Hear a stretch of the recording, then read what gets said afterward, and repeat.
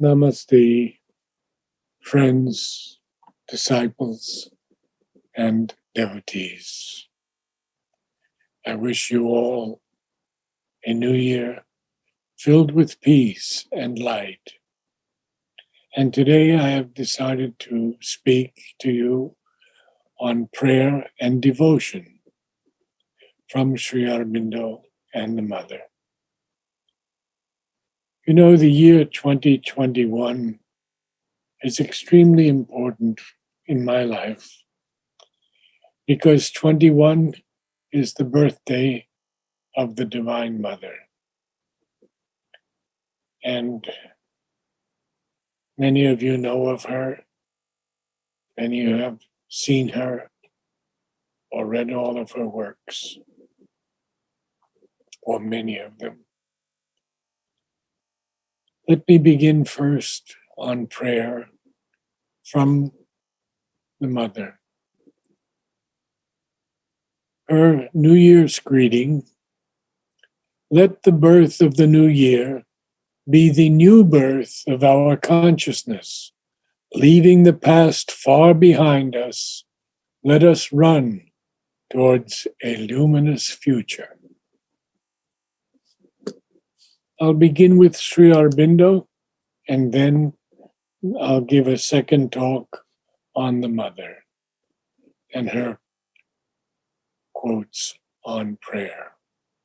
From Sri Aurobindo: love, fear, prayer, praise, worship of an impersonality which has no relation with us or with anything in the universe, and no feature that our minds can lay hold of, are obviously an irrational foolishness.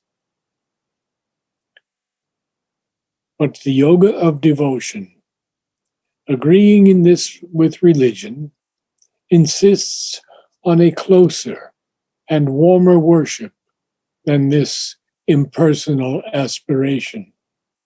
It aims at a divine fulfillment of the humanity in us, as well as of the impersonal part of our being. It aims at a divine satisfaction of the emotional being of man. It demands of the Supreme acceptance of our love and a response in kind as we delight in Him and seek Him. So it believes that He too delights in us and seeks us. Nor can this demand be condemned as irrational.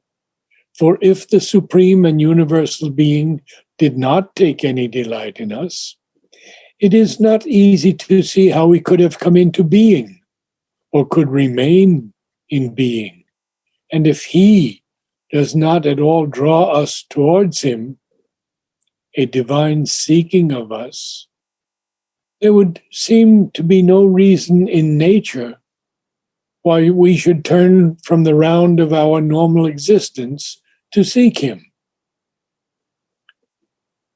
Therefore, that there may be at all any possibility of a yoga of devotion, we must assume first that the supreme existence is not an abstraction or a state of existence, but a conscious being. Secondly, that He meets us in the universe and is in some way immanent in it as well as its source. Otherwise, we should have to go out of cosmic life to meet Him. Thirdly, that He is capable of personal relations with us and must therefore be not incapable of personality. Finally, that when we approach Him by our human emotions, we receive a response in kind. This does not mean that the nature of the divine is precisely the same as our human nature, though upon a larger scale. or that it is that nature pure of certain perversions, and God a magnified or else an ideal man. God is not and cannot be an ego limited by his qualities, as we are in our normal consciousness. But on the other hand, our human consciousness must certainly originate and have been derived from the divine, though the forms which it takes in us may and must be other than the divine, because we are limited by ego, not universal, not superior to our nature, not greater than our qualities and their workings, as he is. Still, our emotions and impulses must have behind them a truth in him, of which they are the limited and very often, therefore, perverse or even the degraded forms. By approaching him through our emotional being, we approach that truth. It comes down to us to meet our emotions and lift them towards it. Through our emotional being is united with him. And lastly,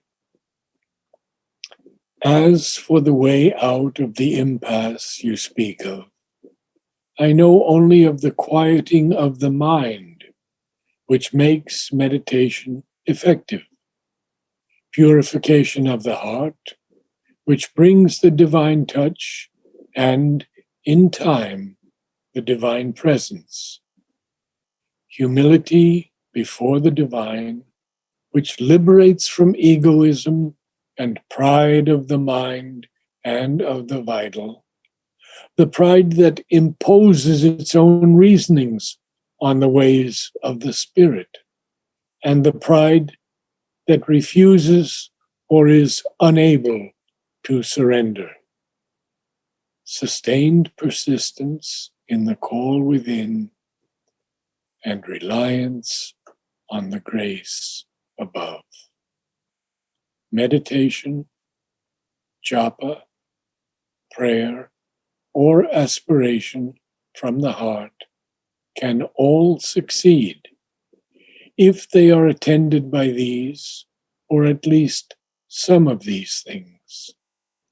I fully believe that one who has the call in him cannot fail to arrive if he follows patiently the way towards the divine.